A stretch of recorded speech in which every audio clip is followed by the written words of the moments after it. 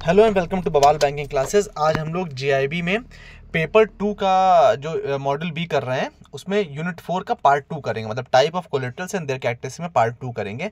Before moving on I request कि आप please disclaimer देख लीजिए। Understand that this video is for educational purposes only.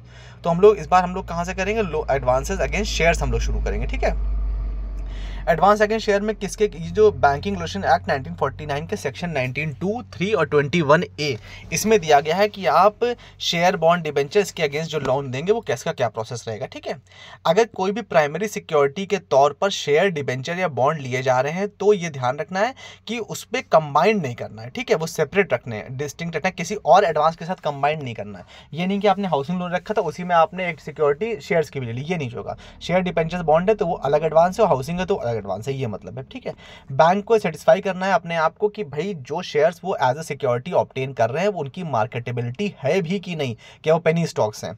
Share debenture bonds के लिए भी कहा गया कि प्रिवेलिंग मार्केट प्राइस जो होंगे उस हिसाब से उनकी वैल्यू डिराइव करी जाएगी और उसी के हिसाब से एडवांस या लोन दिया जाएगा। यह भी इंश्योर करना है कि जो शेयर जिनके अगेंस्ट लोन लिया जा रहा है वो कंट्रोलिंग पर्पज से नहीं है। कंट्रोलिंग पर्पज मतलब मान लीजिए किसी व्यक्ति मिस्टर ए ने सपोज 100 शेयर्स ले लिए किसी कंपनी के, ठीक है, और बाद में उस पर लोन ले लिया और लोन लेकर के वापस और 100 शेयर्स ले लिए उसी कंपनी के, और कंपनी के पास टोटल मान लीजिए 300 ही शेयर थे।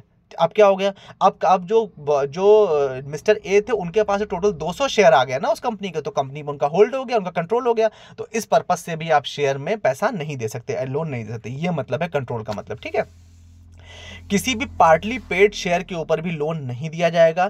जो भी लोन दिया जाएगा एडवांस पर्पज से उसकी लिमिट 10 लाख से ऊपर नहीं होगी, मतलब शेयर्स के अगेंस्ट 10 लाख से ऊपर तक का लोन नहीं दिया जा सकता। और जब ये 10 लाख से ऊपर क्या अगर दिया भी जाएगा लोन जो भी, उसमें यह कहा गया है कि बैंक के फेवर में अनकंडीशनल वोटिंग राइट्स भी उसको ट्रांसफर करने होंगे। हालांकि अब डीमटेरियलाइज फॉर्म में होता है तो बहुत सिंपल हो गया, डीमटेरियलाइज फॉर्म में ऐसे ही वो ऑटोमेटिकली उसमें प्लेज हो जाएंगे, बैंक के पास प्लेज कर दिए जाएंगे। ठीक है, जो भी शेयर्स के अगेंस्ट बैंक ने लोन दे रखा है। बैंक को यह भी इंश्योर करना है कि जो भी सिक्योरिटी उसके पास रखी गई है, मतलब जो शेयर है बॉन्ड डिबेंचर है, वो बेनामी ना हो, फेक ना हो, डुप्लीकेट ना हो, चुराए हुए ना हो, ये सब बातें भी कहेंगे। और अगर ऐसा कुछ होता है तो बैंक को इमीडिएटली आरबीआई को रिपोर्ट करना है। क्या एडवांटेजेस हैं लोन अगेंस्ट शेयर्स में लिए कि जो वैल्यू ऑफ सिक्योरिटी है वो बहुत इजीली से एसर्टेन यानी एस्टिमेट की जा सकती है विदाउट एनी डिफिकल्टी। स्टॉक और शेयर्स जो है वो ज़्यादातर बहुत जल्दी जल्दी फ्लक्चुएट नहीं होते हैं, तो उससे क्या वैल्यू मेंटेन भी रहती है। उसके बाद क्या होगा कि जो भी स्टॉक्स होंगे उन डीमैट फॉर्म में रहते हैं तो उनका होल्ड करना, उनका होल्ड पकड़ना भी आसान है। ठीक है, रियल इस्टेट वगैरह अगर मतलब इसमें अगर रियल इस्टेट वगैरह होते हैं तो उसमें टाइटल वगैरह की प्रॉब्लम होती है, लेकिन स्टॉक्स में ऐसा नहीं, स्टॉक्स में टाइटल क्लियर होता है, इसलिए ये भी एक एडवांटेज, आसानी से चीज़ हो जाती है, इसीलिए चार्ज भी आसानी से क्रिएट हो जाता है। इसमें क्या होता है, कभी कभी इंटरमीडिएट इनकम भी होती है, मतलब जो शेयर आपने ले रखे हैं उस पर डिविडेंड वगैरह कंपनी प्रोवाइड करती है, तो उससे क्या होगा, वो डिविडेंड का फायदा किसको मिल जाएगा, बैंक को मिलेगा। क्यों? क्योंकि जो डिविडेंड आ रहा है वो उसके लोन अकाउंट में जा रहा है, तो कुल मिला के लोन का जो आउटस्टैंडिंग है वो धीमे धीमे कम होगा। ये टैंजिबल फॉर्म ऑफ सिक्योरिटी है, इसलिए ज्यादा रिलायबल है, इंटेंजिबल नहीं टैंजिबल है ये। ठीक है, ये जो सिक्योरिटीज होती है इसमें इसको चार्ज वगैरह क्रिएट करवाने में कम पैसा लगता है, चार्ज हटवाने में कम लगता है, फॉर्मेलिटीज भी कम होती हैं। क्या डिसएडवांटेजेस हैं, देखिए इसको रियलाइज करवाना बहुत आसान है, मतलब इसका पेमेंट लेना बहुत आसान है स्टॉक्स का, इसीलिए इसमें फ्रॉड होने के चांसेस ऑटोमेटिकली बढ़ जाते हैं। कभी कभी पार्टली पेड शेयर्स होते हैं तो उसमें क्या नुकसान होता है, उसमें क्या होता है कि हो सकता है कि जो कस्टमर है वो बचा हुआ पैसा पेमेंट ही ना करे स्टॉक उसको, कंपनी को या स्टॉक को, तो उसमें क्या होगा कि बैंक के ऊपर कॉल्स बढ़ जाएंगी। उसके बाद कभी कभी इसमें बहुत ज़्यादा फ्लक्चुएशन हो जाता है स्टॉक मार्केट में, जैसे भी रिसेंटली चल रहा था, तो उस केस में भी कस्टमर को नुकसान हो जाता है, मतलब बैंक को नुकसान हो जाता है। और कभी कभी मार्केट कंडीशन इतनी रिस्ट्रिक्टेड होती है कि आप इजीली इनको मार्केट नहीं कर सकते, तो उस केस में भी बैंक को दिक्कत होती है, ये इसके डिसएडवांटेज हैं। एडवांसेज अगेन डिबेंचर्स के लिए क्या है, डिबेंचर क्या है, डिबेंचर एक डॉक्यूमेंट है जो कि कंपनी एक्नॉलेज करके इशू करती है अपनी इंडेप्टनेस के लिए, कि मतलब भाई हमने आपसे उधार ले रखा है, इस बात का एक प्रूफ है, समझ लीजिए अपने रजिस्टर्ड होल्डर या बेयर को दे देती है कि हमने आपसे उधार, हम आपके इंडेप्टेड हैं। ठीक है, तो उसमें अमाउंट रहता है, तो वो होता है डिबेंचर। इसमें एक fixed rate of interest payable होता है जो कि सर्टेन पीरियड पे पेमेंट होता रहता है। इसके अगेंस्ट भी बैंक लोन दे सकता है। इसके अगेंस्ट एडवांटेज क्या है लोन देने में, कि जो डिबेंचर्स हैं वो इजीली सेल हो जाते हैं, और खासकर तब अगर वो लिस्टेड डिबेंचर्स तब तो बहुत ही आसानी से सेल हो जाते हैं। ठीक है, इसमें प्राइस फ्लक्चुएशन बहुत वायलेंट नहीं होता है। ये जो इसका ट्रांसफर किया जाता है डिबेंचर्स वो बहुत लो कॉस्ट पे, मिनिमम कॉस्ट पे ट्रांसफर हो जाते हैं। बियरर डिबेंचर्स जो होते हैं वो फुली नेगोशिएबल होते हैं, तो ये भी इसका एक एडवांटेज है। ये प्रायोरिटी ऑफ शेयर शेयर्स में इसकी हमेशा प्रायोरिटी ऊपर होती है। क्यों? क्योंकि इस पर आप ऐसा समझ लो जैसे अगर कोई कंपनी डाइल्यूट हो रही है, कोई कंपनी बंद होने वाली है, तो उस केस में पहले इंसॉल्वेंट अगर घोषित हो तो पहले वो किसका पैसा देगी? डिबेंचर्स का देगी, बाद में शेयर्स का देगी। तो भाई डाइल्यूशन केस में पहले डिबेंचर्स का पैसा क्लियर होगा, इसलिए पहले आपका जो आप लोन डिबेंचर्स के अगेंस्ट दे रहे हैं पहले वो क्लियर हो जाएगा ऑटोमेटिकली। तो उस केस में भी ये फायदेमंद है। क्या डिसएडवांटेजेस हैं?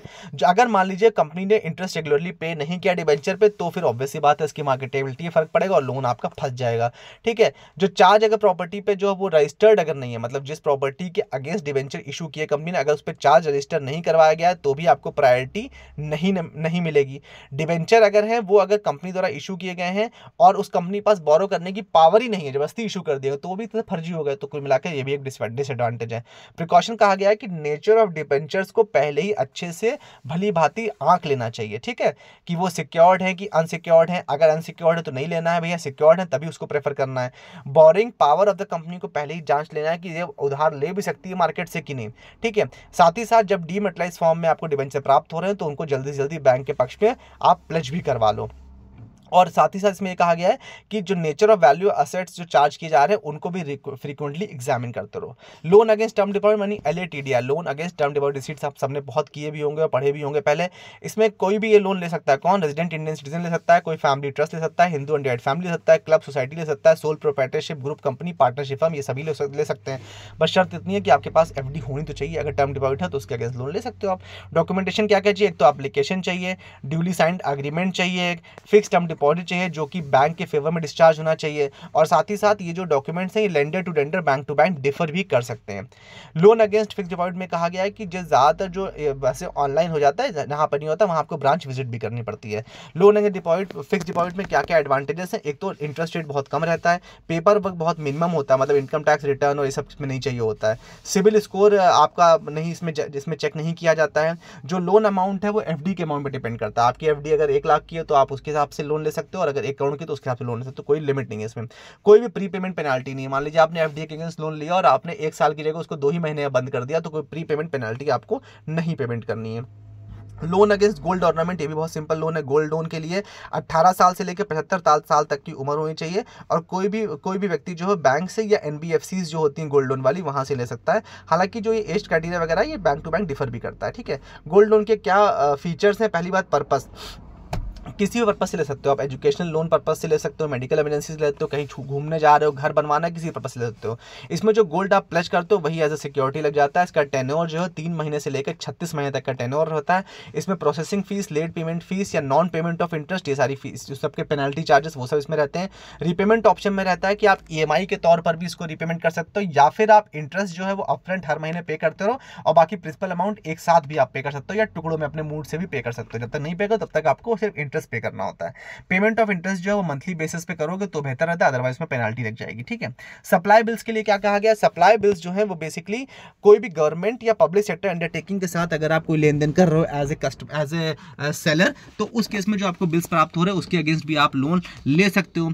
बस इसमें ये कहा गया कि मान लीजिए आपने कोई टेंडर एक्सेप्ट किया है किसी गवर्नमेंट पब्लिक सेक्टर अंडरटेकिंग का या गवर्नमेंट डिपार्टमेंट का, तो उसमें आपको टेंडर में कहा गया कि आपको गुड सप्लाई करना है, आपको सप्लाई करने के लिए पैसे चाहिए भैया, रॉ मटेरियल वगैरह खरीदने के, तो उसके अगेंस्ट आप उस टेंडर के अगेंस्ट भी जाकर के सप्लाई बिल्स के अंतर्गत आप लोन ले सकते हो।